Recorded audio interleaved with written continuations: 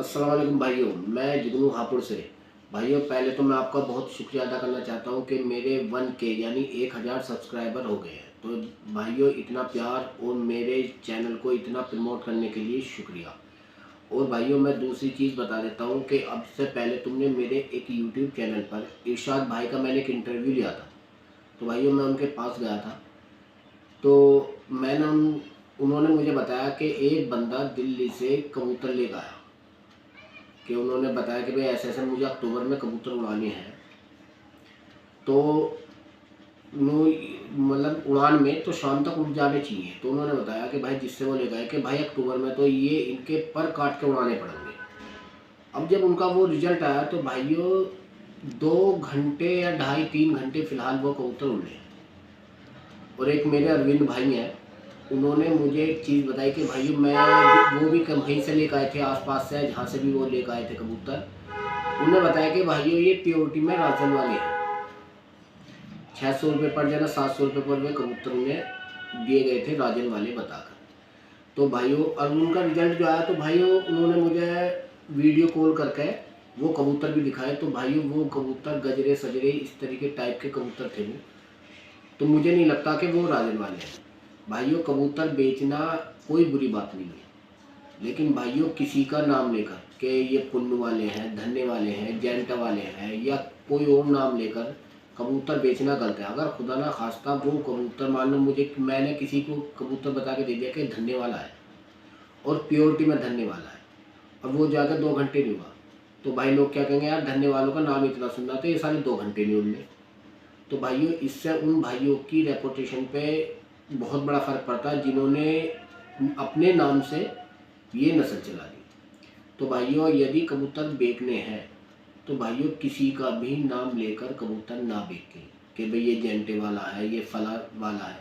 भाई अगर कबूतरबाज तुम कबूतर बेच रहे हो तो उससे कह दो कि भाई ये कबूतर गारंटी में है, ये 100% उड़ेंगे, या आपकी पसंद में आ रहे हो तो ले जाओ, नहीं आ रहे हो तो मत ले जाओ। इस तरीके से कबूतर बेचें भाइयों, लेकिन किसी का नाम बदनाम नहीं करना चाहिए। भाइयों, मैं अभी पिछले हफ्ते 1 महीना 8 दिन पंजाब में रह गया हूँ। तो वहाँ एक हमारे सूफी जी हैं जानने वाले, जो शामली के पास हैं, कि वो पंजाब में लगभग 30-35 साल से वहाँ उनका रहना सहना हो गया। तो वो लगभग सभी कबूतरबाजियों को के बारे में डीपली जानते हैं। तो मैंने उनसे पूछा कि जी इनकी पहचान किस तरीके से करी जाए। तो भाइयों उन्होंने मुझे बताया, उनमें ज़्यादा जो चीज़ वो बताई मैं आहिस्ता आहिस्ता वो आगे वीडियो बनाऊंगा। ये मेरा मकसद जो वीडियो बनाने का है। तो मैं भाइयों आपसे एक चीज़ कह देना चाहता हूँ कि भाइयों इस तरीके से कबूतर नहीं बेचने चाहिए कि ये उस तरीके का, ये उस तरीके का। और भैया, और दूसरी चीज़ है कि यदि आपको, अब मुझे एक चीज़ बताइए भाइयों, यदि आप 600 रुपये का कबूतर ला रहे हो और कोई आपको पुन्नू वाला बता के दे रहा है कि प्योरिटी में पुन्नू वाला है, और वो ला के बेच रहा है उस कबूतर को, तो भाइयों आप खुद समझ सकते हैं कि यदि वो बंदा, मैं ये मान के चलो कि पंजाब से ही कबूतर लेकर आया है और वो आपको 600 रुपये में दे रहा है, तो भाइयों आप खुद अंदाज़ा लगा सकते हैं कि वो कबूतर वहाँ से कितने का लाया होगा। और भाइयों, यदि जो बेचने वाला मेरी वीडियो देख रहा है, अगर वो प्योरिटी में कबूतर मुझे पुन्नू वाले, टैले वाले या जैंटा वाले या राजन वाले किसी भी, या गुलजार वाले, भाइयों 50 कबूतर मैं ले लूँगा 1000 रुपये कबूतर, लेकिन प्योरिटी में होने चाहिए भाइयों। मुझे 1000 रुपये पर, जो लोग 600 रुपये पर बता के बेच रहे हैं, वो भाइयों मैं खुद ले लूँगा 50 कबूतर, 1000 रुपये कबूतर, किसी भी ब्रीड के, जेंटा वाले, पुन्नू वाले, धन्ने वाले, किसी भी ब्रीड के, प्योरिटी में मुझे दे दो। और भाइयों 1000-2000 एक्स्ट्रा भी दे दूँगा मैं उसे टोटल में, अगर प्योरिटी में कबूतर मिल जाएगा। भाइयों लोग कह देते हैं कि 600 रुपये का, 700 रुपये का कबूतर, भाइयों तुम खुद अंदाज़ा लगा सकते हो कि 700 रुपये का मैंने आपको कबूतर ला के पंजाब से बेचा है। वो मुझे किस हिसाब से पड़ा होगा कि उसमें मुझे प्रॉफिट भी चाहिए, प्लस मुझे जो मैं यहाँ से गाड़ी लेकर गया हूँ, या अगर तुम भाइयों बस से लेकर नहीं जाओगे ना, मैं खुद पंजाब से एक दफ़ा बस में लेकर आया हूँ, तो 500 रुपये किराया लगता है भाइयों। एक एक मतलब जो किराया एक आदमी का होता है वो 2 कबूतरों का लगता है वहाँ से, बस में अगर तुम ला रहे हो। तो भाइयों एक चीज़ मुझे आप बताइए कि वो कितना, कहाँ से कबूतर ला के दे देगा भाई प्योरिटी में आपको, कि तुम्हें 600 का या 700 का या 800 का तुम्हें कबूतर दे रहा है, तो वो प्लस उसमें अपनी कमाई भी कर रहा है। प्लस अपना आने जाने का, खाने पीने का सब कुछ वो अपना खर्चा निकाल रहा है। तो भाइयों यानी वो कबूतर वो मैक्सिमम उन्होंने ज़्यादा से ज़्यादा ऐसा खरीदा होगा 300 या 400 रुपये का। तो भाइयों बताओ 400 रुपये का क्या कबूतर आपको या 500 रुपये का कबूतर प्योरिटी में जेंटा वाले या किसी भी ब्रीड की मिल जाएंगे आपको।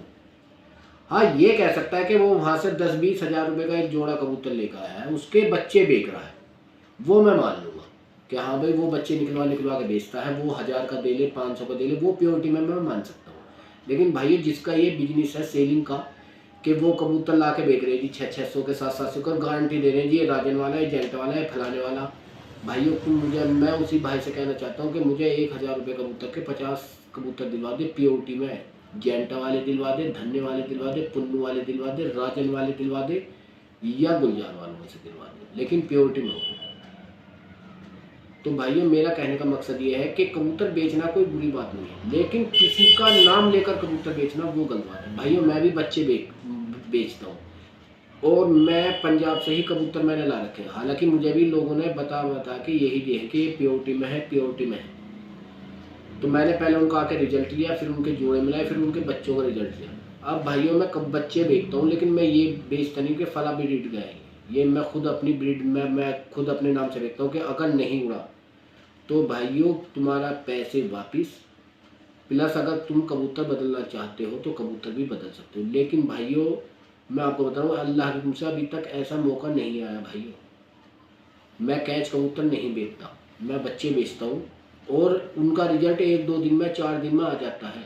मैं ये बता के देता हूँ कि ये बच्चा फ़िलहाल इतना उड़ा, अगर उससे कम उड़ता है तो भाइयों मेरा है, प्लस ज़्यादा तो नहीं भाइयों, मैं उसका एक तरफ का किराया मैं दे दूँगा यदि वो कहीं से भी आ रहा है, और प्लस उस कबूतर के पैसे यदि वो कबूतर नहीं उड़ता है।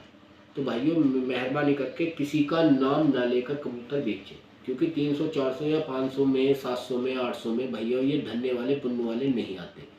तो भाइयों आगे जो वीडियो मैं बनाऊंगा या आपको किसी भी चीज़ पर कोई भी टॉपिक, भाइयों मैं इसलिए आपको नहीं बता रहा था क्योंकि जब तक 1K सब्सक्राइबर नहीं हो जाते, यानी यूट्यूब की जहाँ तक मैंने सुना है भाइयों परमिशन नहीं मिलती कि आपके वो मतलब कहीं भी आप डिस्ट्रीब्यूट कर सके तुम्हारी वीडियो को, अपनी तरफ से किसी को शो करा सके, जब तक 1000 सब्सक्राइबर नहीं होते।